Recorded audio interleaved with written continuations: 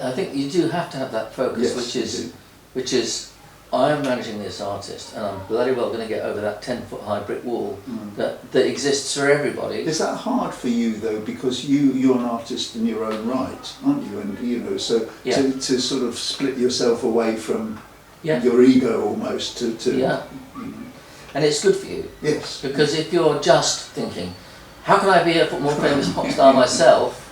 You know, which you do, and I do have that all the time. Even at my age, I'm 75 now, and I promise you that in 5 years' time, I'll still be thinking, what can I do for my next album? And you know.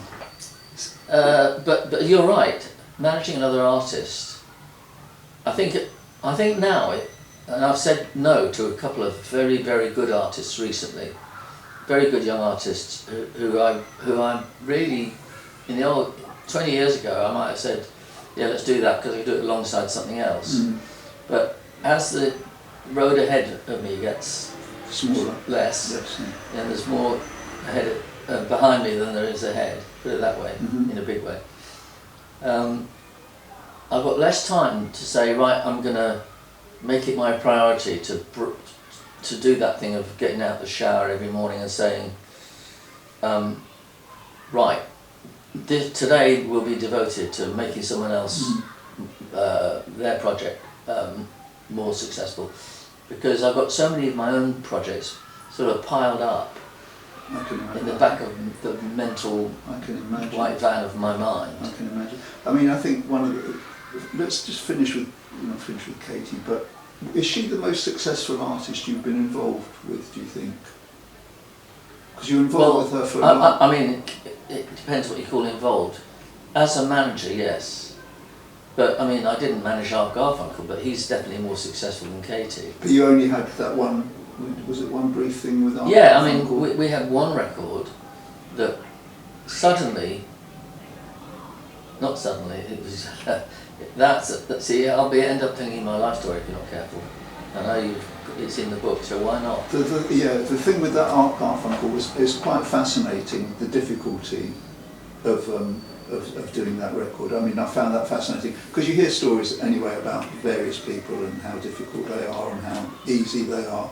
And I love that thing where he rang you and you were talking and said, yeah, it was a shame it was, you know, it was a bit fraught with problems. And he said, what? What do you mean, Mike? Yeah, he completely, which must be a lovely way to go through life. Yeah, because we only remember the good things. Which he does. Yeah. And Paul's a bit like that. Paul McCartney's a bit like that too. Yes, interesting. That was interesting with when he took me in to see Montserrat and Stevie Wonder. Stevie Wonder's doing the drums. We walk into the studio. Paul's like, "We can walk in here," and I'm thinking, "Really? Whoa!" And Stevie's banging away, going, "What's going on, man? What's going on?" And Paul goes, "Oh, Stevie, it's all right. It's only me." And this is while a recording's happening, and George Martin's out there. And he said, "Yeah, Mike, this is Stevie, this is Mike." And then he says,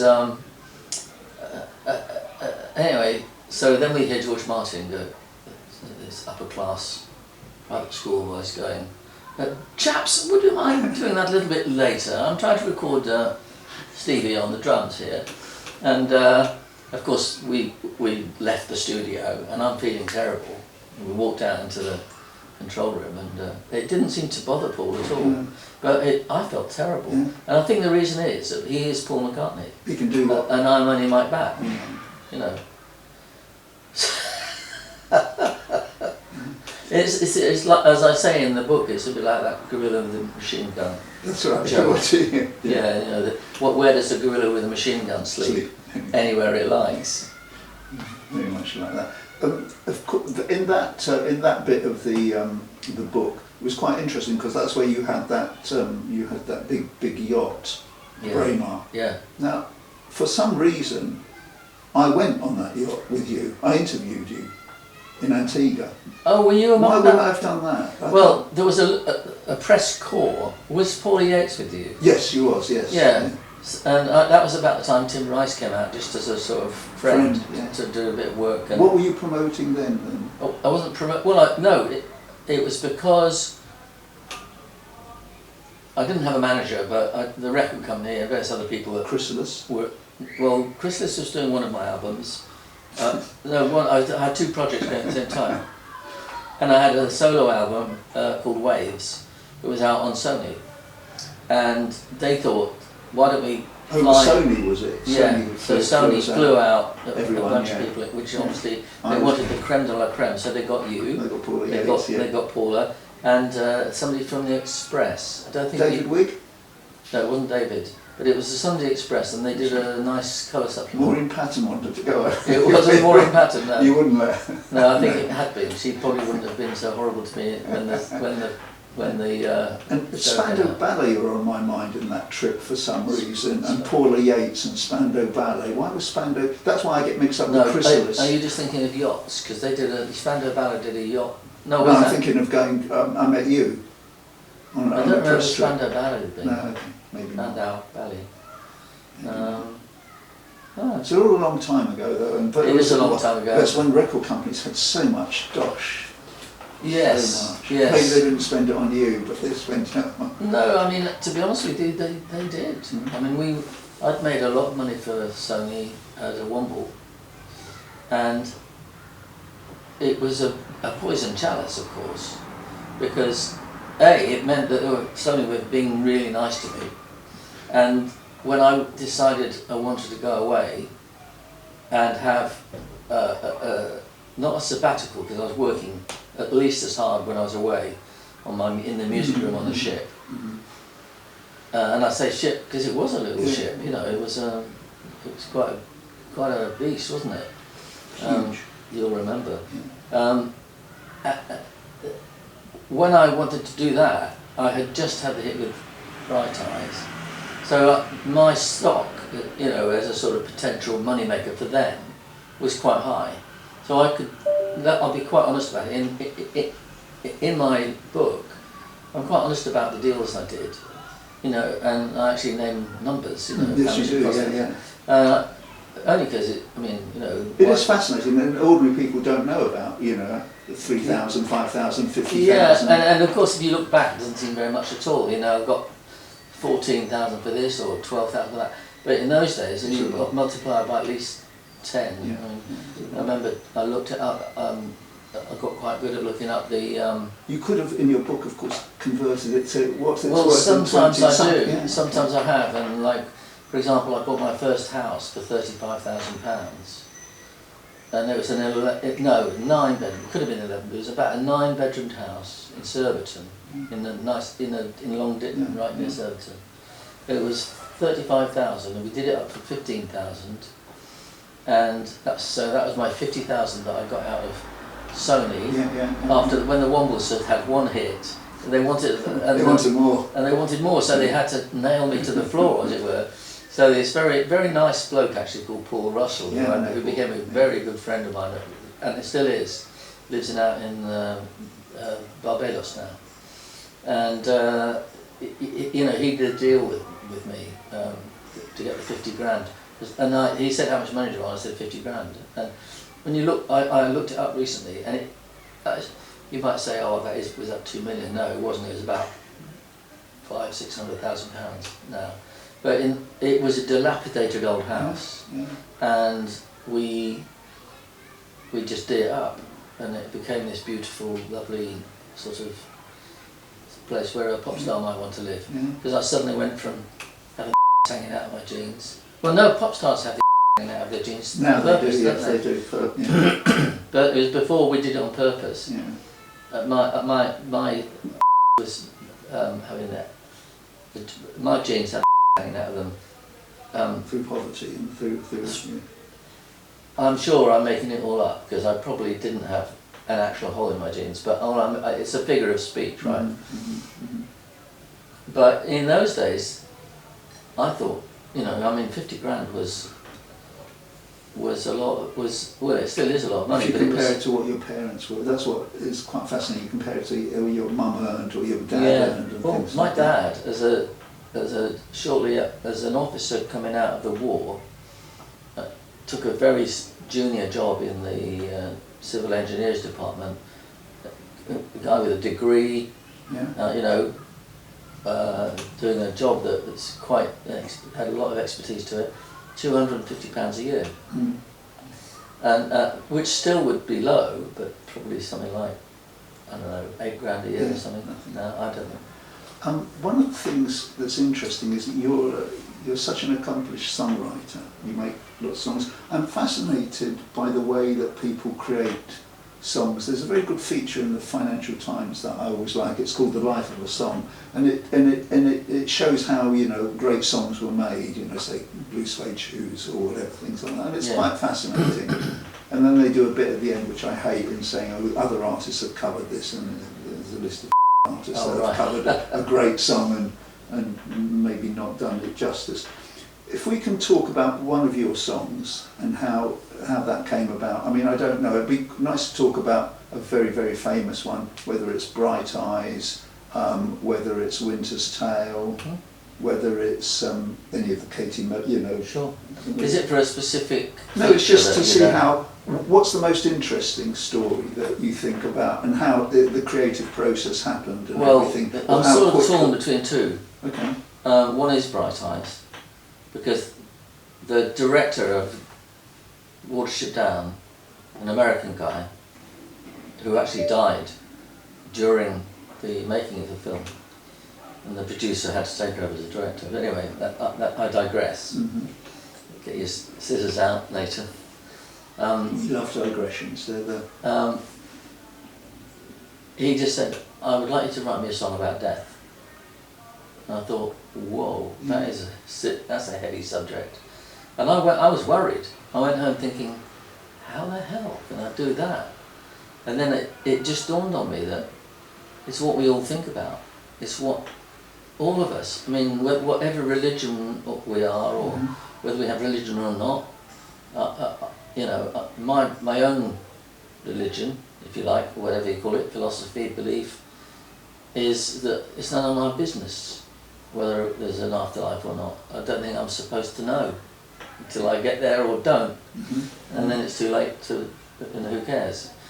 So, but a lot of people put more stock in it. But the fact is, even I, with such blatantly obviously stated beliefs that it's none of my business, I still wonder. I wonder whether there's anything.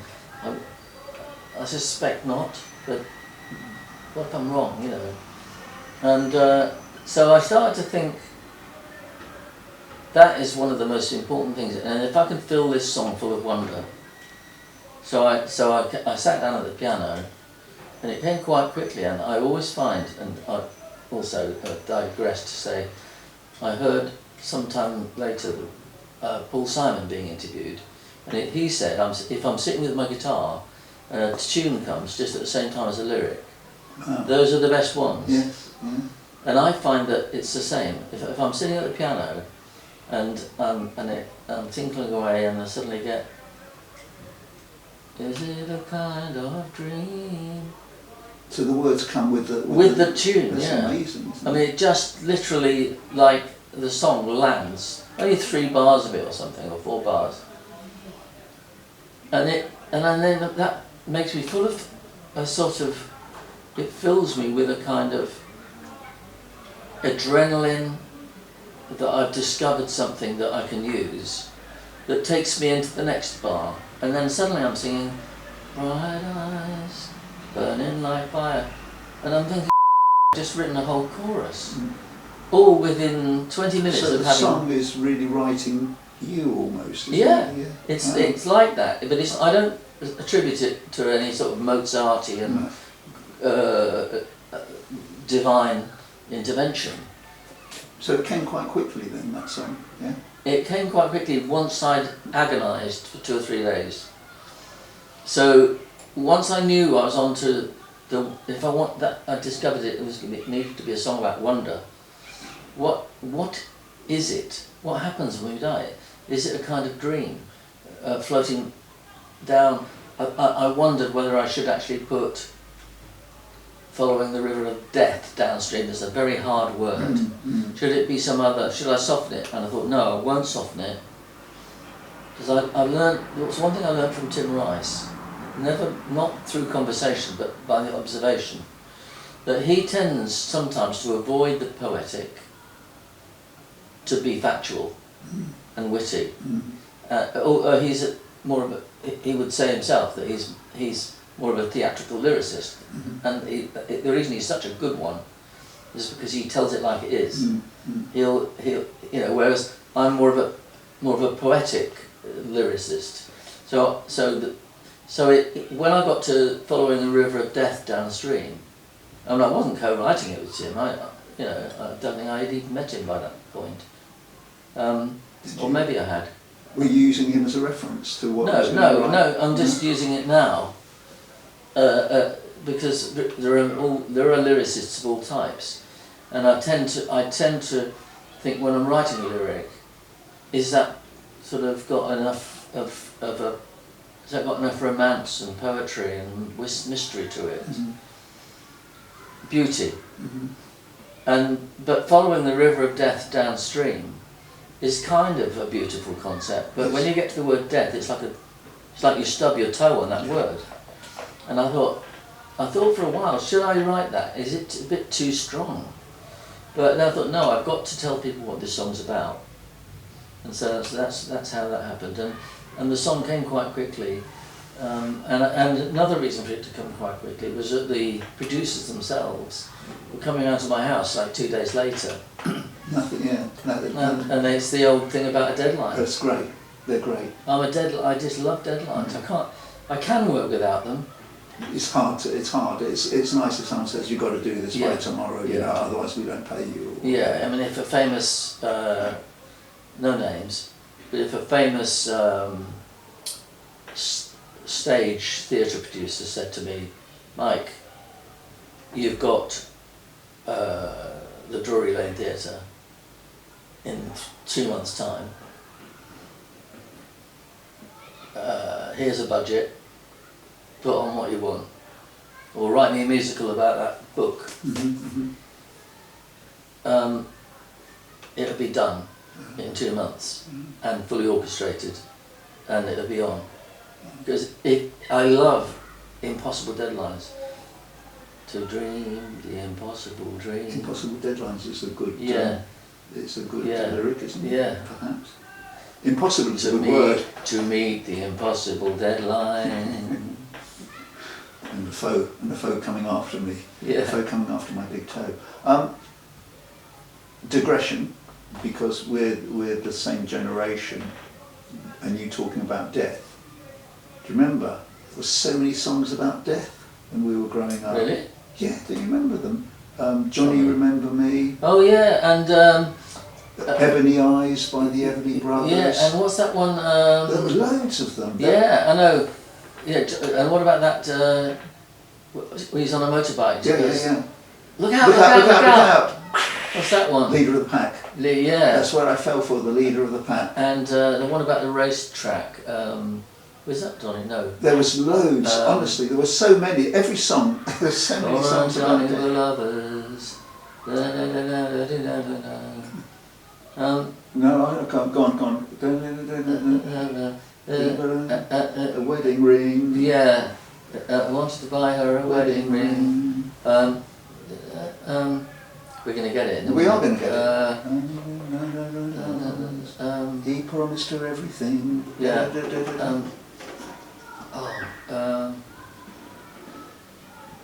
Again. I don't want to throw off the track, but I've got.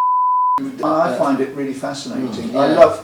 I love lyrics, and I love investigating how pop songs happened. Do you remember? See, this isn't. We'll think of that in a minute. Yeah. Do you remember Running Bear by Johnny Preston? Running Bear.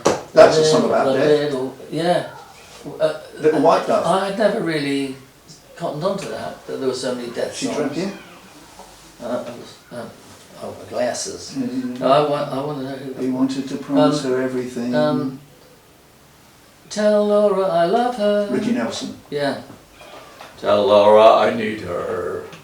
He died. Was it in a car crash that happened? That song was a car crash. It was a stock car or something. Yeah.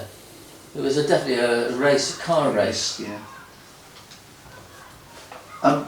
Okay, so that's our digression. Lyricists. who do you like? Who do you think? Who do you rate as a lyricist? I think Bernard Taupin. I think everyone would say Bernard Taupin has a very great individuality. He writes lyrics straight from the heart. Again, sometimes to be a little. It's me. Is it me? Be a little envious. It must be lovely to be Elton and get a finished lyric and just go, oh, I'll set that. I'm not saying what he does, Elton does is easy. He's brilliant.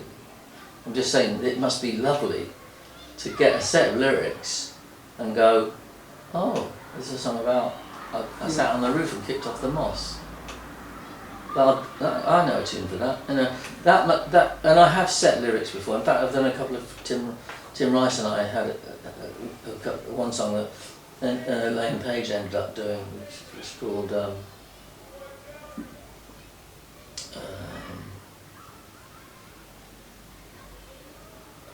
We did two songs. One was called "He's Out of Work Again," which was completely out. You know, he'd written the lyric about a bloke that had no job.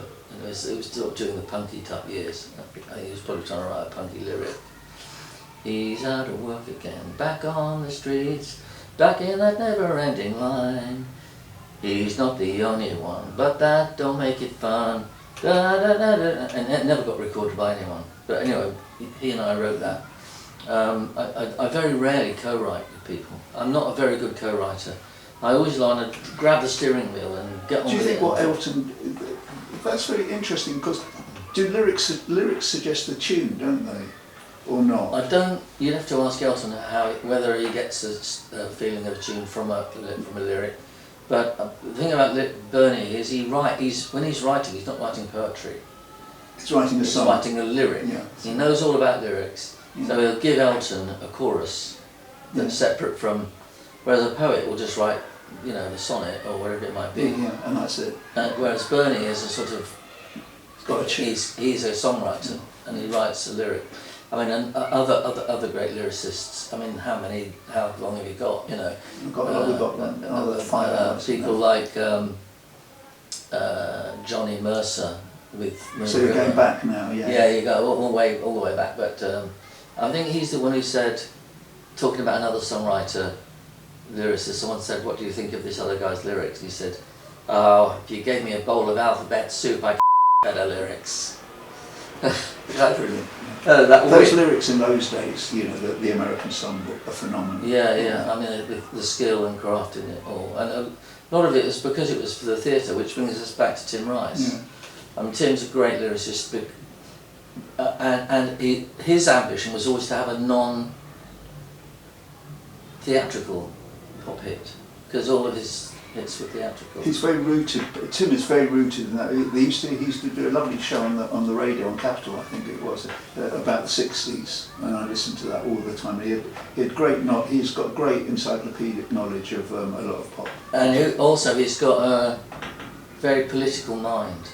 So writing a thing like Chess, or you know, people doing plots and you know, being like a song like "Nobody's on Nobody's Side," from Chess. Do you know that song? Nobody's on nobody's side. He's stating a political fact that don't be fooled. Nobody's on nobody's side, and that's a great idea. Mm-hmm. A great idea for a song and of great truth. I would never have written a song like that, because I wouldn't be wanting to make that point necessarily as a political point. But Tim is a political thinker. He thinks strategically, I think. You can tell from the way he writes, how he wrote Evita, how he wrote Chess. I mean, Evita is a very clever idea, isn't it? It's clever to turn something like that into a musical. Yeah. Really, that's the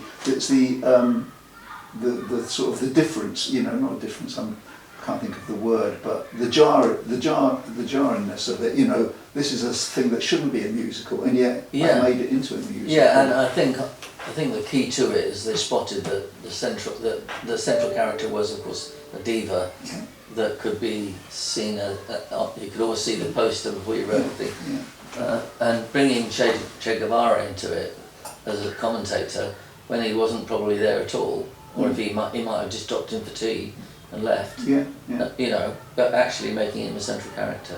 Che Guevara, of course, was very big, wasn't he? At that, you know, In those days. We all had everyone had him on posters their of him. bedroom wall, Yeah. didn't they? You know. I had a Jimi Hendrix poster Good for you. and a Che Guevara poster, but The stories about Jimi Hendrix are fascinating. When he first played, wherever he played, the Bag of Nails or the Scotch or St Yeah. James's, and all those guitarists turned up, the Claptons yeah, and and that's Townsend. He thought, I'm not going to play any more guitar after this. well, Eric, yeah. They're great, these stories, you know. Yeah, I did a session with Eric, not knowing him, but until recently, when we put him on the Hawkwind album that I produced, Wow. and What we year did, was what? this was 2018. Oh, well, quite recent. Yeah, and so Dave Brock had known him for years. They sort of knocked about together in the old days, and he got Eric to come and play, and I played piano. It was a bluesy track. Mm-hmm. It's called The Watcher. Fact check that, but I think it's Yeah. The Watcher. It's off. And so Hawkwind. Yeah, it's an album came out in 2018. It's definitely called The Watcher, and I played a kind of blues piano on it, and it was a great jam. But we put Eric on afterwards at I always call it Barker Grove Studios, but it's Britannia Grove, owned by Mark Knopfler. Anyway, they all came up from the West Country where they all live, Hawkwind, and I'm producing the album, so Eric put his solo on. We just put him out and right in the middle of the studio with the amp going, and he just played. But beforehand, he was complaining. You know, I don't mean without any. I don't mean baselessly complaining, but truthfully complaining about the fact that he had arthritis, and it was hurting him. He said, "How old are you, Mike?" And I said, "I think 70 or something." He was older than And he looked at me and he pointed at me and he said, "You wait." Oh. And I actually haven't got back. I've got a little bit of arthritis in one of my fingers, but thankfully I've escaped it to date, and I still hit the out of the piano. I was one of the nicest compliments I've had, and here's me blowing my own trumpet, so you'll probably use it. But when I was in the band, Kenny Melliott's first band. Oh, I haven't finished the Eric Clapton story actually. Arthritis. But it doesn't matter. No, go on. No. I'm fascinated by Clapton as well. No, he did a bloody good solo. It really rocks. The whole track does actually. I've always loved playing blues, and the idea that I would end up playing blues with Eric Clapton and sort of swapping licks. Yeah, I was going to say the fascinating thing about you is, you know, and it's all the people that you've been involved with. There's stories about, you know, they're larger than life characters, most of them in their own right. So with Eric, what else was there? Was there anything else? Or just... I've never done anything else with Eric. No. Well, you meant why did I say the story remains untold? No, I think it was also, there's another story which is almost certainly less interesting for your audience, but on the same day, because you know how late rock stars get up, so it was let's have lunch first. He laid on lunch at the studio, and we all sat around, Hawkwind, me, Eric, and we had sushi delivered. It was beautiful. And we sat there talking. I was sitting next to Eric, and he was slightly whinging about the fact that he'd had a string section in, because he knew I was an arranger and he knew my work, which was I was delighted. Yes, of course. Flattered. And he said, "How do you make an orchestra feel?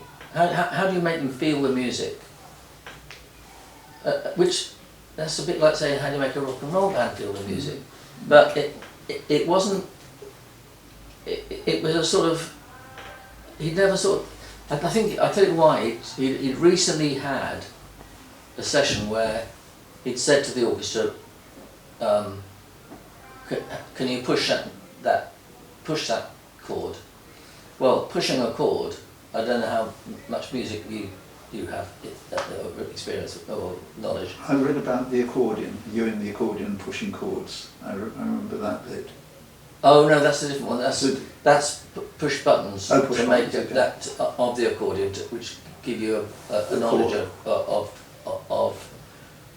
chords. No, in fact, I only remember this bit because I did you asked if I had a channel on YouTube, and during lockdown I did some talks to camera when I just switched the camera on and I started talking. I didn't know what I was going to talk about, and one of them I said I'm going to talk about the time I was talking to Eric Clapton about, and he asked me how you get the string players to feel. There's an awful lot of snobbishness between both rock and roll musicians towards classical musicians. They say, oh, you know, the classical musicians can't feel, and the feeling that the classical musicians think, oh, rock and roll, they're not literate enough, they don't know what they're doing, we're better than them. An awful lot of that's gone away as well, because I found when I went on tour with Hawkwind, most of the orchestra were quite young, and they're all going, we're on tour with the great Hawkwind. And these are people who are out of symphony orchestras, you know, but so the respect, I think, now from orchestra players to rock and roll players, that level's gone up since the stuffy old days. And also, rock and roll players have got better, and particularly session players, you know, who can read what we call fly. They read anything. If a fly lands, the old joke. They'll play it. If a fly lands on the music, they'll play it. Yeah. Like Chris Spedding, he's wonderful. You know, I can write anything for him, and he'll just come in and go, have a quick look at it, and go, okay, and then play it like as if he's made it up himself. Sorry, No, you're rambling. You got rambling on my mind, as Eric, yeah. as Eric would have played. Yeah. Beautiful song. So talking about blues, one of the interviews that I'm really pleased I managed to do before he died, because sometimes you think somebody's going to, I hate this, but you know, you think so-and-so's going to die, I better see if I can get hold of him. John Mayall, I did a great interview with John Mayall, because he's so important for everyone. Almost all those people went through his band, didn't they? Jimmy Page, Clapton, Pete Green, brilliant. I mean, just amazing character. And he lived in a treehouse in Manchester at first. I didn't know that. It was so weird. And there was a terrible fire in Laurel Canyon where he lived, and he had this huge collection of and it all went up in. Really? Yeah. So these are the kind of things that when I'm talking to somebody, it's lovely, you know, I mean, of course they want to talk about their music, but the fact that you know something about them is also... Yeah, well, God obviously decided he didn't. He ought to let's get rid of that, put him on the right path. Well, Laurel Canyon always has fires, doesn't it? Anyway. Yes, because they're all built out of wood, aren't they? Yeah. What I can't understand about Elton John, what I can't understand... Because, you know, I did a John Mayall track with Katie Melua. No?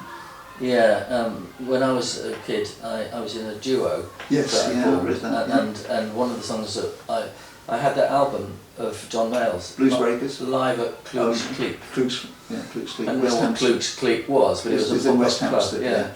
I never went. I was 15 years old. Anyway, I had this record and I learned how to play it and played it in my band. And then 40 years later, I recorded it with Katie Melua. What was the record? Crawling Up a Hill. Yeah. Life is just a slow train crawling up a hill. That was one, I would imagine that was one he might have Yeah, written. it was his own writing. Because that's interesting as well. You're steeped in the blues and you're trying to write like them as well. You know, it's that's fascinating. Yeah, one thing that I don't understand about Elton, it always puzzled me. Here's a guy who's got the most. He's the most brilliant raconteur. He's the most brilliant. You know, when you meet him, he's effervescent and everything. How can he not write a lyric? That's always puzzled me. Don't know. Anyway, that's. Well, I don't want to go on the record as don't worry. But I'm just why somebody doesn't do something. He probably doesn't want to, and why would he want to? He's got. Well, I say why would he want to? Some of us have got it in us where we want to express ourselves. I know that I developed a love of lyrics and words writing when I was quite young, and I even say in the book, you know, I wrote this silly little song when I was poem, and it went in the school magazine when I was 8 or 9, in the junior school. Yeah. A man from Armada was Yes, searching yeah. his larder, a jam tart for to find. Where is Armada? Yes. Yeah, he saw someone coming and was very cunning and hid it behind his behind. You know, that was my sort of first attempt at a lyric. You won't be surprised to hear it never made it into a song. No, but it's you can see you can see the potential of something like that, the behind, and all of that, begin, and whatever. No, but why Elton doesn't want to write lyrics, I don't know. But it was of course a wonderful opportunity for Bernie, because when Elton went, because I don't know whether but he and I answered the same advertisement. Yes, I found that fascinating. Yeah. And there was someone else as well. There's a few. Quite a few. And also the Bonzo Dogs. I've just been reading Andrew Lauder's. You know Andrew Lauder's? Yeah. His biography, and he remembers that advert going in. It went in before I joined, because obviously I was one of the people that answered it. Yeah. But Andrew Lauder was already at at Liberty as a production manager.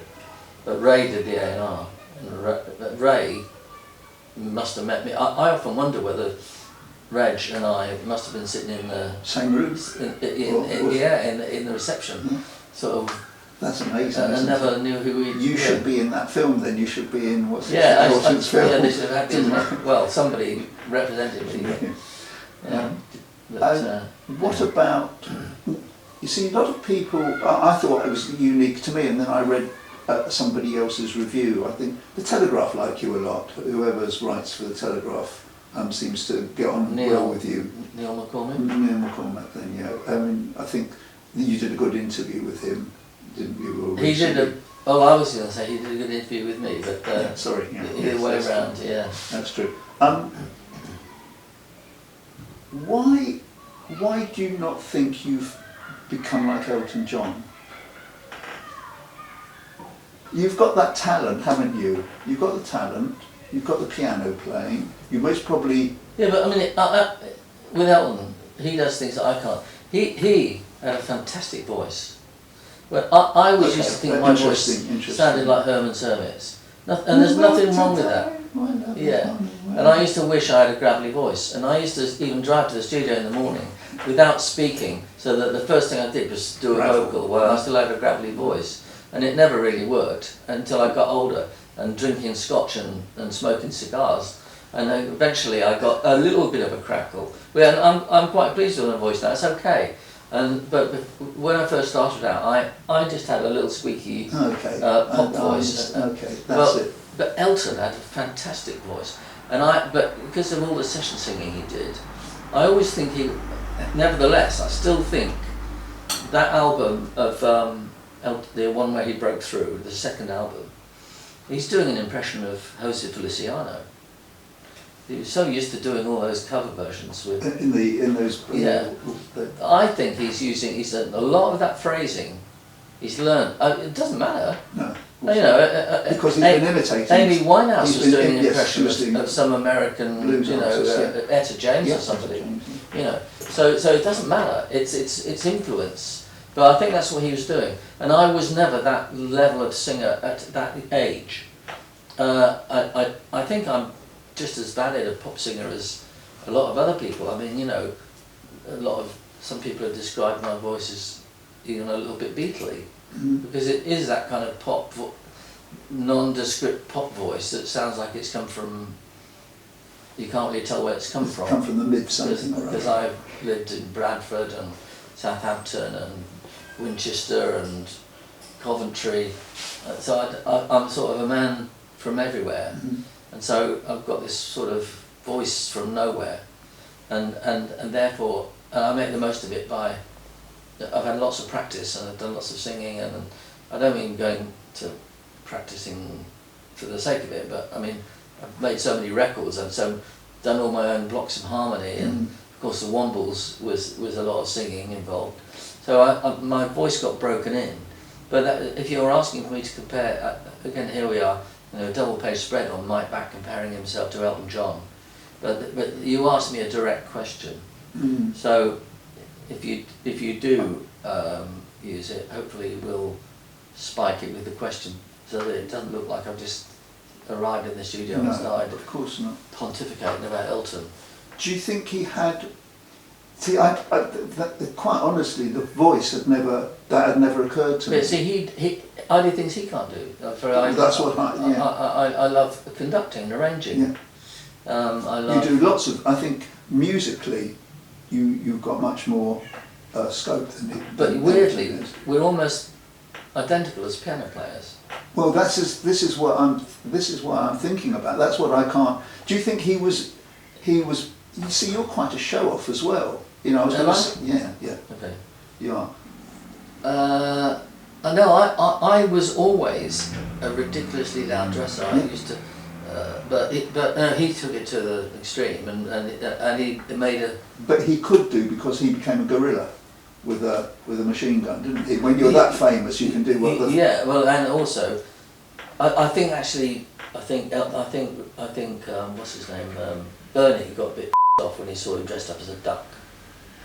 You know, I mean. He was disrespecting the lyrics. Yeah, and here you have me as a womble, Yeah. laughing at a bloke that felt he had to dress up as a duck. But the difference was, he was on the stage at what's the biggest venue in New York? Yeah. Something. Madison Square Madison Garden. Square, dressed up as a duck, and I'm, being a womble. It's not the same thing. No. But it's still fun. Yeah. And it's probably, Well, probably pop should something be- similar in the instinct. A lot of pop should be about fun, Yeah. really. And I think, see, I don't understand why people don't make comedy records anymore. But look at Little Richard. Flip, flap, I was taking a bath, splish splash. Yeah. I mean, I don't know who was a proponent, say it in the book, of the ridiculousn's of the fun aspect of pop. And Pete Shelley, with inventing things like Alvin Stardust. You know, like I knew him quite well. What is the most ridiculous name I can think of? Yeah. Oh, I know. Well, there's Gary Glitter. Let's think of a name like that. Oh well, for Gary, let's call it Alvin, and for Glitter, let's use Stardust. And he just made it up like that. My Cuckoo as well. And then poor old Shane Fenton had to be called Alvin Stardust all the rest of his life. In fact, I used to be great friends with Alvin, and he said, you know, he found it a bit of a bore having to be called Mr.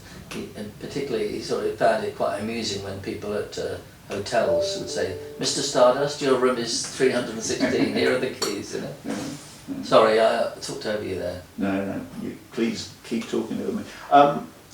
What about George Harrison? What happened? Did you have songs with George? I couldn't quite work that out, whether you'd written something and it never got published. Yeah, we did write something. Well, we had my line about George is that George came and did a guitar solo on my Hunting of the Snark album. And I say he came and did it. I went to his house and we did it at his studio at Friar Park in Henley. And he did a bloody great solo as well. Fantastic. I was delighted. I thought that was the end of it. And then Ray Cooper, who was the one who put us together, you know, the percussionist, who worked for George running his film company. Oh, did you? Yeah, and it was Ray that put us in touch, because I said, you couldn't put me in touch with George in case he'd like to do a solo, and he said, yeah, sure. Put him in touch, played him the backing track, and then George rang up and said, I'd like to be on your album, you know. That was fantastic. Yeah. That was out of the blue. And that was before I ever knew Paul. No, it wasn't. What am I talking about? It was after I came back from my boat trip. So it was after. After. Yeah, and so we really enjoyed working together. And it was just after he'd had that disappointment of being beaten in court. I couldn't understand that, my sweet Lord. I couldn't understand that. Oh, there's so many songs like that. It could have been any of them. It was. I didn't. You know, even because it was fascinating. I kept playing it, and I thought, either I'm Mutt and Jeff, or I can't really see that it's so. Well, how many songs are there with the chord structure? There's about 100 or 1,000. You know, but okay, it's similar. And anyway, but he was a bit depressed. Yeah. And he told me, he said, look, you know, I want to do something, but I don't want to suddenly do something. He said the line, again, I often use it when I use it when I'm talking to young or new songwriters that worry about writer's block. The phone goes in my London home, and I pick it up, and it's George. Well, and I'm, hey, how's it going? He said, yeah. He said, we should do some more, writing together. I try not to do the voice. No, it's good. And he says, Good voice. He says, so I said, well, when do you think I should come over, George? He says, well, if you jumped out of the wardrobe now, it wouldn't be too soon. That's a great line. Yeah, and then it went on for a while, and I started to get excited that I'm going to be writing a song with the Beatles. And I sort of, towards the end of the conversation, said, okay, well, when shall I come over and do this we'll write this masterpiece together? He said, well, actually, something would do to start with. And that I use when I'm when I'm encouraging people who think they've got writer's block, because I actually don't believe in writer's block. There's a little story for one of your people with a typewriter. Yeah. I don't really believe in it at all. Because all you have to do is write something like George said. And if you don't like what you've written, you've still written something, and so then you write an absolute verse, and then you change something about the chorus is kind of equable, and then the second verse relates to the chorus, and you think, hang on, there's something good there. I'll take away the whole first verse. Yeah. And it's the same thing as when I was away on my boat, teaching our own kids. My first wife and I would teach the kids, and I would teach them art. And one of my daughters was very much, very free as an artist, would draw anything. The other one was the younger one, very reticent to even make a mark on the paper. And she's sitting there going, I'm saying, look, just make any mark, and we'll make it into something. But the minute she defaced the paper, and it stopped being white, it was like, okay, now we've got a line on it. What is it? A worm? Is it a house? So you develop it. And it's the same with songwriting. You build from, as long as you deface the paper, that's the important thing. You've made some statement, even if it's So did you and George write anything together? Coming back to your question, gone round the houses. We had a session where I went over there, and it was such fun doing it. I had a few beers, I have to say, but not so it was affecting my work or anything. No. I just enjoyed it. And he had a guitar. He had this lovely guitar given to him by Phil Everly, and I was sitting there at the piano, and I had this bass line, and he came up with a few ideas as well, and we had this rhythm, and I think, and in the end, it was dinner time, tea time. Yeah, and I think Olivia had made a pizza or something, and Julianne, my wife, was there because she and Olivia had been going around the gardens, and they've got a moat underneath the house. And caves and and they'd done all that. The two girls had been having a great time. So we thought, oh, that'd be much more fun to go and have a pizza with the girls downstairs in the kitchen. So we went downstairs, had a kitchen dinner, and they said, should we watch Everly Brothers special on a DVD? Oh. And we went into, they had a ballroom, which they used as a playroom for Danny, the kid. And Danny was like this high. He'd just been given a motorbike by Barry Sheen. He was about 5, and he's a miniature motorbike. Barry Sheen was mates with George Harrison. Anyway, I think he'd gone to bed by then. Well, he definitely had gone to bed. Danny. Yeah. So it was only me, George, Julianne, and Olivia, and we just watched this thing, had a few drinks. One of us mustn't have, because we drove home. I think probably Julianne. That's how it ended. And we never went back to the song. I had it written down on paper, but I never got to Did you finish record it? No. Didn't record it? No, and I should have gone back and finished it, just because it would have been nice to have had Of course, yeah. a George Harrison like that song. How pizza spoiled the Beatles. Yeah. It is, that's the story. Is it? Pizza, yeah. Pizza Oh, spoiling a Yeah. Beatles song. Well, you're the man that can make that into a story. I can do. That's Yeah. That's a great story. One of the things we should talk about really is your struggles to become famous. I mean, you didn't give up. You had, although you were making a bit of money, I don't think you'd achieved what you wanted to be, you know, like a solo star and things. And it just, I just suddenly thought, because of the similarity of you and David Bowie. Of course, Bowie, I mean, went through so much hassle and never made it for years and years. And I just wonder what keeps people going like that when you're being someone saying no, we can't sign you, we don't want to sign you, this record's no good and everything. I think he probably had more of that than I did, because I had a couple of A&R men I used to go and see, and they always used to. One was Dick Leahy, who ended up being with George Michael as his publisher, as a great record man. But when he was a young A&R man, working as an assistant for a bloke called Jack Baverstock, who was one of the old school A&R men, Dick Leahy used to say to me, can't hear the hit, Mike, but I like your stuff, so come back in 3 or 4 months and play me some more. So they always would encourage me. I never felt I'm never going to get anywhere. There was always someone, as I mentioned Pete Shelley before, Decca. I used to take the train up from Wimbledon, tumbled out of my mouth as a Freudian slip. I used to come up from Winchester, £2 return, to Waterloo.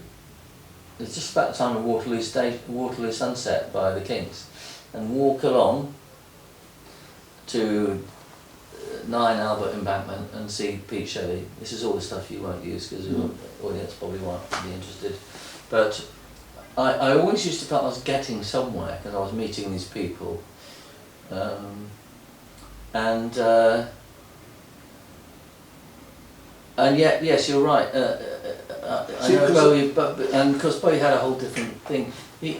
I think we both had the theatrical thing. Yes, very much so. Here I am, you know, you think your listeners might be thinking, bloody hell, Mike Batt's comparing himself to David Bowie and Elton John, you know. But we all had the talent, it's just how you present yourself and what you do with it and how energetic you are promoting yourself, whatever. But you and I touched on it before we came on air, and we were talking about it, and we both pretty much came up with the idea of the laughing gnome at the same time. Yeah. And it's always made me chuckle a bit. I was a David Bowie fan. I mean, I remember Rebel, you know, and all that. When I was like 21, dancing around the living room, I had a little baby, and that was about the time you know, he was just on the rise really. But that kind of record, I mean, I think he'd already had the big breakthrough with Space Oddity back then. But I was a real fan. But I often used to wonder if the Laughing Gnome had been bigger. I don't know what chart it got to, but it wasn't a huge. It wasn't low 40s, low 30s. It wasn't maybe. a Womble type, but no. If it had gone to say top 5 like the Womble did,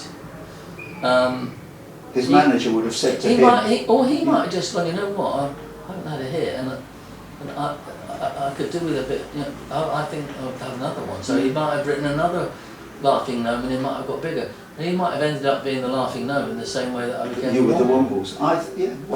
But no, because he wanted fame though, didn't he? He did, but he had the sense to take his theatricality into, you know, Aladdin Sane and all the other ones. But he did struggle for a long time. I think Bowie. Really, I've always found that really fascinating. That he never gave up, even when he had songs like The Laughing Gnome, which isn't a very good song, but you know. But I think where that came from was he was a big fan of Anthony Newley. And that TV show that Anthony Newley had, which Gurney was, Slade. yeah, the Strange World of Gurney Slade. I was a big fan of that as well. And That was zany. That was the zaniest thing on television, wasn't yeah, it? yeah, sort of weird and wonderful. It was weird and wonderful, and in a way, Anthony Newley grew up in a softer way. He sort of went more MOR, whereas that TV program was real cutting edge, wacky, silly, not even silly. It's not the kind of thing that would be, we're going to make 10 more seasons. No, of this. no, it was Goodbye. no, but I think Bowie got that, and he liked Anthony Newley, Yeah. and you can even hear it in his singing, can't you? Yeah. Yes, you. Well, Bowie's very interesting because he acts these songs, doesn't he? He's a different voice for loads of. He doesn't have the same voice. He has a Frank Sinatra voice. He has a sort of a young American voice. Yeah. And you asked me the question, you know, sort of, why didn't I become a rock star? Which I ask the God that I don't believe in sometimes why I didn't, and in fact I did, but just not in England. So in Germany, my solo albums were doing hundreds of thousands of records, where when I did my first solo album, the first single off it was called Railway Hotel, which is a well-known song of mine, but it's not well known by most people. Yeah. It's only well known by people. It's certainly well known in overseas, but in and it's been covered by lots of people. Why does someone become popular in one country and not another? Well, why would because you be popular in Germany? Because there's a simple equation in my thing. Yeah. The Wombles were massive in England, and nothing anywhere else. Really? Did they try? Did they try? Yeah. Anywhere else? Yeah. I mean, the TV show came out for kids, but the Wombles as a band never happened. Yeah, we might have had a small hit here, small hit there. We went to America.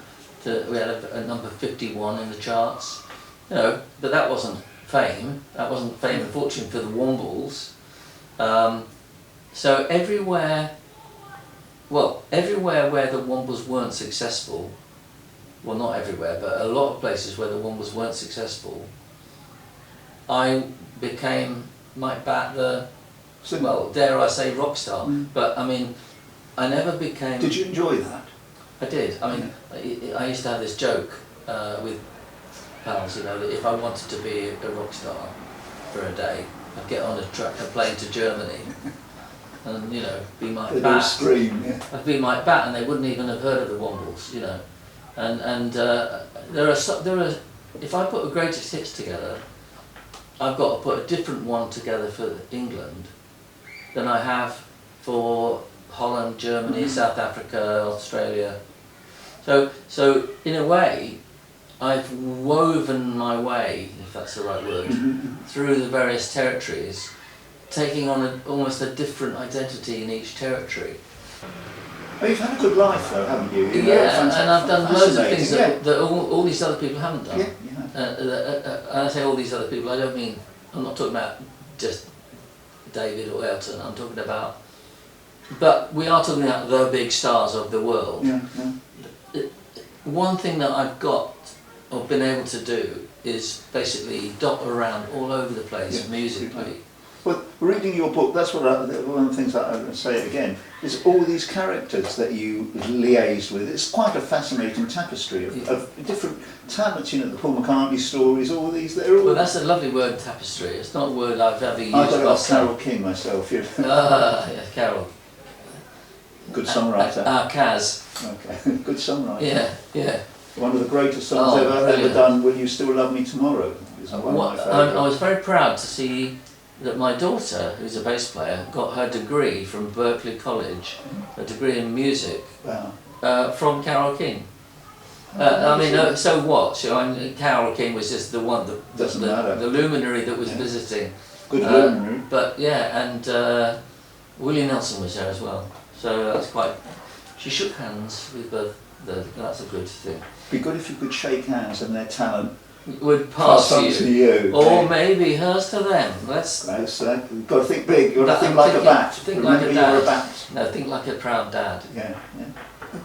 You any thoughts about the death of Liam Payne from One Direction? Does that, when you read or when you hear it on the news, what do you think? Just terribly sad. I mean, it's almost too sad to contemplate. Okay. And we don't know the real circumstances. No, we don't. And too many people have surmised, even with almost, I've even heard people sort of trying to project blame onto him, as one does when one presumes suicide. Yeah. And I just don't have any, is very sad. Do you think that the pop business does do that to you? Can you destroy you? I don't think it's, definitely can. You can. It changes you. It definitely changes you. I've been, in a way, one of the reasons that I'm glad that I never became a world superstar is because I know it does change you, just as I know wealth changes you. I've been both wealthy and I've been not wealthy. I've been the opposite of wealthy. Yeah. And I've been everywhere in between. And that does change you. Just as power changes you, like radio producers who work for very small stations with very nice people, suddenly they end up working for a massive radio station. And they're different people all of a sudden. Yeah. And I don't want that to happen to me. And it's not that I've done it on purpose, but it's just the way, the path, the crazy paving of my life. My dad used to put crazy paving down in the garden, and for those who don't know what it is, it's rocks Southwards was fit together. Crazy paving. Well, I've sort of had a crazy paving life that's led me to wherever it is, and thankfully, it hasn't been, you haven't had that one direction, have you? No. Also, I'm punning on here, but No. You haven't off got that that. subject now, aren't we? Yeah, you haven't got that thing because you've done so many different things. I think that's what. It's satisfying to have been given the opportunity, or sometimes making my own opportunities. Very often doing that, saying I'm going to do this and making sure it happens. Setting my sail, if you like, to a certain direction and getting there. I'm glad that even though it's by no means certain I would have made it as one of the great pop rock idols, of my generation, but I'm glad that I prevented myself from doing it, albeit accidentally, because it's given me and the variations I've had economically in my life. 1 minute sailing around the world on my own yacht with 7 crew, and the next minute trying to borrow a couple of million from the bank so I can make a project happen. I was going to ask you, that's one thing that's fascinating, how you went from such highs to such lows and then highs again. Yeah. You could have kept your money, couldn't you? Yeah. I mean, I'm very careful with money. That's hence, I've got this, and yeah. I'm not rash. But you seem to be quite crazy with it. I am a bit. I'm afraid. Not afraid at all. You must have great belief in you. You must have great belief in yourself to think I'm going to be bankrupt and then I you could almost describe that as arrogance, because it's almost like I don't care if I lose it all. I'll easily write another hit. Yeah. I mean, there is a brilliant thing to be like that. There is a bit of that, I have to say, and I'd like it not to be perceived as arrogance. I'd like to be perceived as confidence. Yeah. But definitely, when I went away on my boat at the age of 30, I absolutely knew, almost for certain, that I would almost certainly come back broke. Even though I went away. But you wanted to go for the experience? Yeah. It was a sort of letting myself off into the world and letting the world do what it wanted with me. Okay. But trying to keep control by writing hopefully great albums. Sadly, the ones I wrote while I was away at sea weren't necessarily as successful as the ones. I had 3 big solo albums for before you went to sea. Well, after the Wombles, I had 3 big solo albums, Schizophrenia, Tarot Suite, and one called Waves. They were all massive in continental Europe, Yeah.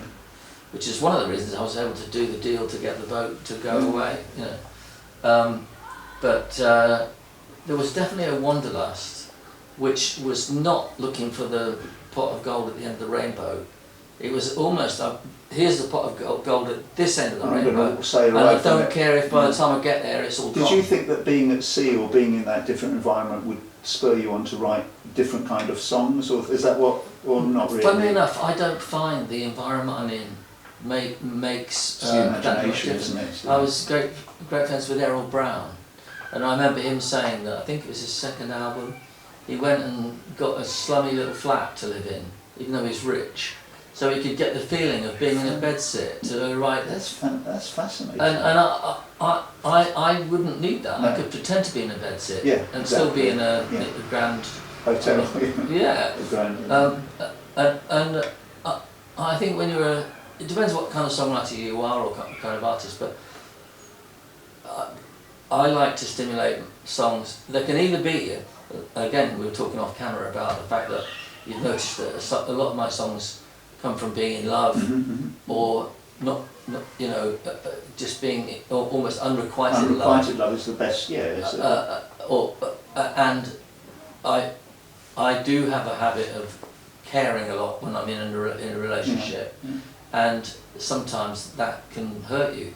I think you can see that in your book actually. It's very strong on relationships with your two wives.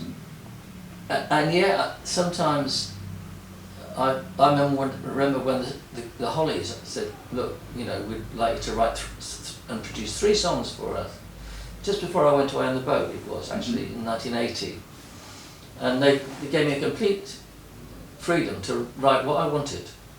I mean, they obviously had the option not to record them if it got to that, and they didn't like them. But they did like all 3 of them, and one of them was called Soldier Song. And the way I stimulated myself to write that, because I was literally thinking there, again looking at my, analogous blank sheet of paper one morning, thinking, oh my God, I've got to get this done before I leave on my boat, and you know, it's got to be done by next month. Deadline. What can I write about? Well, I'll pretend I've been directed by a director in a film. Okay, so what could it be about?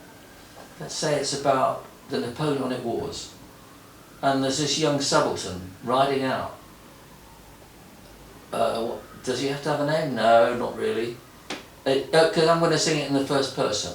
It's actually going to be Alan Clark of the Hollies, but I'm the songwriter. So I was riding out at 17 to join my first brigade many years ago, and suddenly I'm writing a story, and it's not my story as a real human. Whereas the ones when I was in love and I'm writing A Winter's Tale, or I'm writing Please Don't Fall in Love, and they, you know, you can tell they're written from the heart. I still think to be writing a story about a guy in the early 19th century off on a horse and meeting a woman on the way who makes a man of him, as it were. Soldier, before I lose you to the fight, oh my soldier, I'll make a man of you tonight. He goes off and he learns a lot in that day, and he sees the people getting killed, and he nearly gets killed himself. He comes back, and all his mates have gone out marauding around the area and pillaging, and his woman becomes a victim of that, and he finds her dead. And you know, and that's what the song's about. It's a tragic song. But you didn't need to have experienced that yourself to. I hadn't ever experienced that. Why should you? But I think it's because you're an actor. If you, at least in my case, sometimes you're a reactor. I was reacting to being in love and having feelings, not just with. I mean, there are 3 songs which my wife and I call the heartache hits, and that is A Winter's Tale, Please Don't Fall in Love, Cliff Richard, and I I Feel Like Buddy Holly, those three. But the ones that I can write a song about, I wrote a song called Sometimes When I'm Dreaming, which was written at the request of the people who were doing the musical Marilyn, ! On Strand in the early 90s it must have been, I think, yeah. And they thought they didn't have a hit in the show. So I wrote this song called Sometimes When I'm Dreaming, and it's actually not one of those that you go, oh, I remember that. But a lot of people do know, and it was written, we did it with Art Garfunkel for one of his greatest hits album. And I also recorded it with Katie Melua. But then one day I found it on the web, and it was by a version by Agneta from ABBA. And that's a beautiful version. And it's the one of the three that I didn't produce, I produced the other two. And that song, you would think it was, I'd written it myself. Well, I did write it myself. About your... You would think I'd written it about my own life. Yeah. But in fact it was written to be projected onto the personality of Marilyn Monroe, and she's just about to take the pills, and it's all the friends I believed in. So you did that before Goodbye Norma. Sorry, Did I don't want to I? get mixed you with. I can't remember. You get mixed up with Elton John I can't again. remember. We're No, not no, going to no. go down there. People have often got, even looks-wise, I've had people come up to me on a holiday and say, I told you I'm not the I only thought one. you were Elton John. I'm not the only one. Yeah. He's not very well at the moment, though. I don't think. I think he's having all kinds of surgeries. Well, I think that's because he's worked himself quite hard. Yes, he has. Touring. That's why he wanted to stop. And it takes a toll on your voice as well. It takes a toll on everything. I think it must be hard to do that, and sometimes that's the only way you can make money nowadays in the pop world is to tour. And I've managed to steer my way again through my crazy paving life without touring very much, which is another factor to why I'm not a big star. Seriously. Yeah, of course. But it's also been that I've kept a normal life, and I've kept my voice, and I haven't worn it out. Yeah. And I've had to be light on my feet to do deals with record companies and publishing companies and projects that would keep me stimulated and interested and colourfully, not colourfully, and what's the word? Sort of, well, I've sort of run out of steam on that idea, but things that would keep me creatively fulfilled, and which would be hopefully at the same time commercially successful, and in a way I've had more time to bob and weave because I've been back at home. Then a lot of you haven't been tied to I've got to go to rock stars because they've I've got to do an album and then tour and then an album and then tour. Yeah. And I obviously haven't put that work in, therefore I haven't suffered the slings and arrows of what happens when you spend your life touring. But I've had other good things and other bad things. Who would you like? You've worked with loads of people. Was there anyone you'd love to work with that you haven't? Yeah. You've got a list of people that you can ring up or that can. Sadly, I can't ring them up. They're dead? Harry Nilsson is at the top of my list. What yeah? Yeah, well, yeah, I would love to have done something with him. Only because I think I could have helped to add something that I think we would have been he would have done, I think, you know how the best people who work together are people who can give something to each other that the other one hasn't got. Yeah. I think brilliant though he was, and a big favourite of mine that he is, I mean I fell in love with that album, not only Nilsson Smilson, that my mate Chris Spedding played on, but the one after that, A Little Touch of Smilson in the Night, which is Gordon Jenkins, the arranger, who is my hero as an arranger. But I think there was Harry Nilsson as a brilliant singer, brilliant person, and yet his songwriting was often brilliant, but sometimes little tiny bits missing. Like he'd get a beautiful idea, He couldn't complete it. and necessarily it wouldn't always necessarily make it into a great song. Might have been a nice song, might have been a good song, and he's done a lot of good, very good work. But I have a feeling that if he and I had worked together, You never approached him? and he, of course he had such a fabulous voice as well. Yeah. You never approached him? I only met him once, and that was when I was working in Holland before I went away on my boat, and he was working in the next studio, and we met up and had a cup of tea, and so we sort of bumped into each other and said, hey, you know, let's sit down and have a cuppa, and we did for about half an hour, and then he went on his way, I went on mine, and that was it. And who else? Anyone else? That I'd like to work with? Yeah. Or you would have, you know... Would have liked to have worked with. There's so many, and I am quite a fan of so many people.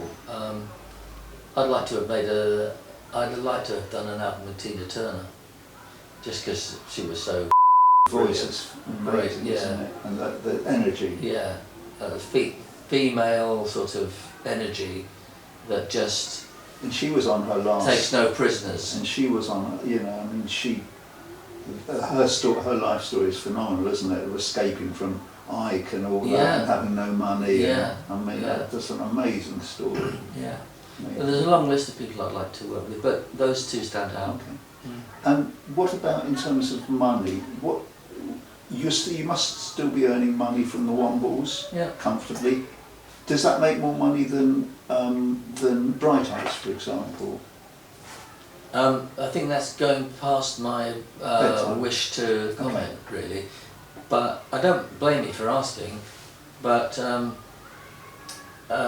even though I do have a tendency, as you pointed out, and I pointed it out in my book, so I'm not shy about it. I have crashed and burned a few times.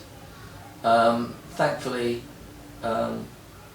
things are going along quite nicely now. Unless you have a project, that's a bit of your downfall, isn't it? When you have this, you want to do a project like The Hunting of the Snark or passion something. project, that is, I'm still doing that. Oh, okay. I'm working on a full length. I know you laugh. I don't want you to go bankrupt, Mike. No. It's now The Hunting of the Snark has now gone beyond making money. It's got. I don't care if I don't make a single penny out of The Hunting of the Snark from now on. All I want to make sure is that there's a full-length recording. There's already a concept album that I did in like 1984, and it's still on my Dramatico label. Anyone can get it that wants to. You know, it's got Art Garfunkel. No, not Garfunkel. You've got to say Garfunkel. He doesn't like you to say Garfunkel. He's a difficult person. If your name was Garfunkel, would you like it to be Garfunkel? No. He says, why do English people always say Garfunkel? He's right. His name is Garfunkel. And I said it wrongly in some interview recently, so I don't. He's going to ring you up. I hope I don't get. He will. Yeah. Anyway. So you've got the. And I was also once driving past down Edgware Road with him in a cab. In a Garfunkel. And he saw Garfunkel. He said, "Oh, there's my restaurant." Okay, so you've got other projects. Yeah, but just to finish my thing about the Snark, there is what I haven't got is a 2-hour full-length recording of the London West End production, of which I'm very proud, and a bootleg appeared. Well, it was taken by an audience member or something. And with AI, I've been able to split out the voices and get rid of the orchestra. And I'm putting all the orchestra in with samples. It's very, very time consuming. I'm doing it on Logic and with Finale and triggering my score with the samples. So I'm building the orchestra underneath the vocals. And I've got the Sydney version that we did before we came to London with it, I've got the London version, I've got the Royal Albert Hall version. Would you like to put it on again as a musical? Is I'd that love the to. dream? I'd love to, but you know, that would be bumping into someone who's got £5 million to spare. So if anyone's listening who's got £5 million to spare, Most of the people who listen to what I do have got have £5 they? million upwards. Yeah, we don't. And No, upwards. Well, yeah. it probably is upwards actually. No poverty. Yeah. Are you a big fan of Lewis Carroll then? Yeah, yeah. I know I'm not academic enough to be able to answer those questions, but if I had to go on mastermind, That would be your speciality. I wouldn't say Lewis Carroll, but it might be the star. You prefer it to Alice in Wonderland? No, I don't prefer it to Alice in Wonderland, but I find it's the one I've latched onto, and it's got a little bit more. Interestingly, neither of them have got much of a story. No, I know you said that, and that's the truth of it. It doesn't matter. Lewis Carroll doesn't write stories; Yeah. he writes vignettes. Yeah. So you come across the Mad Hatter and the Tea Party, and you've got the March Hare and the Dormouse, and They're all little episodic. you never see them again. Yeah. You know, they're not looking for some clue.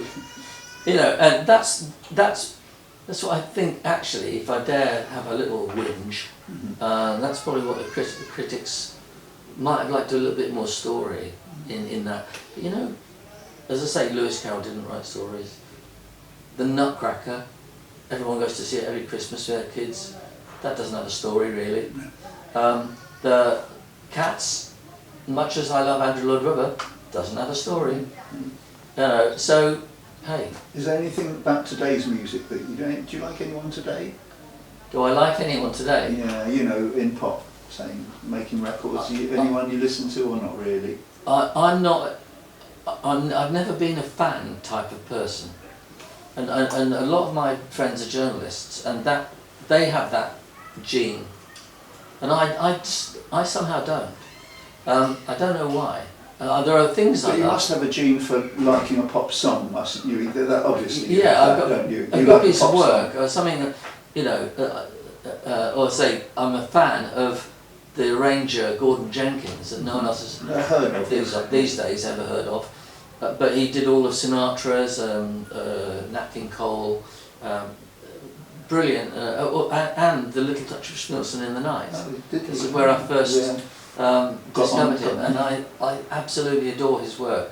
So I'm a fanboy for that old guy who's now dead. What do you think of Taylor Swift? I think good on her. Yeah. I absolutely do. You know, I mean, sometimes I wonder why girls have got to sort of jump around in, you know, outfits that, you know, but like, I'm going to sound terribly, what's the word? Chauvinistic. Get myself into trouble here, but Be cancelled. no, We're well, all why being though? I mean, they should be allowed to do what they like, but it's a sort of showgirl. I tell you what it is. It relates back to the old Folie Bergère and showgirls. So it's. I mean, you know, my wife used to be in the West End, and she would be in the chorus line, and that's what one would wear. But I often used to, in the old. I've grown out of it now, but I used to think that Cher, you know, why does she have to sort of wear all that sort of not very much in order to get noticed? Yeah. I find that with all the female pop stars actually, that why do they? I understand why they do it, but they all go on about, you know, how music is so important for me. Yeah. And they're wearing bra and Girl panties, power. you know. Yeah, exactly. But men do it as well. They'll go strip their shirt off if they've got a good Right. six pack. Perhaps. So. But what's interesting about Taylor Swift is she's taken the role of the Beatles or the Basically Rollers. Yeah. They're what girls should be screaming at, not other girls. I find that quite, because 13-year-old girls should be falling in love with 20-year-old boy, you know, pop boys. I find that quite interesting. I haven't noticed that, but it's bypassed me completely. That shows how much I don't really concentrate on what's going on at the moment. Yeah. I to be honest with you, I'm a little And bit. do you care about Oasis getting back together again? Couldn't give a monkeys, frankly. But good luck to them. Do you like them? I always found their voice a bit whinging. I always used to find it all like everything's terrible. But, you know, even though as people they seem lovely, but if you presented this as a story, they'd probably think like that. or They'll be after you. or they wouldn't care because they'd never heard of me. But I just didn't like that sort of. It's always whingy, and so if I think that's the only negative thing I've said about anyone today. Save it till last. Well, no, I mean, it's, you know, it's not. I think everyone. I prefer Blur, for example.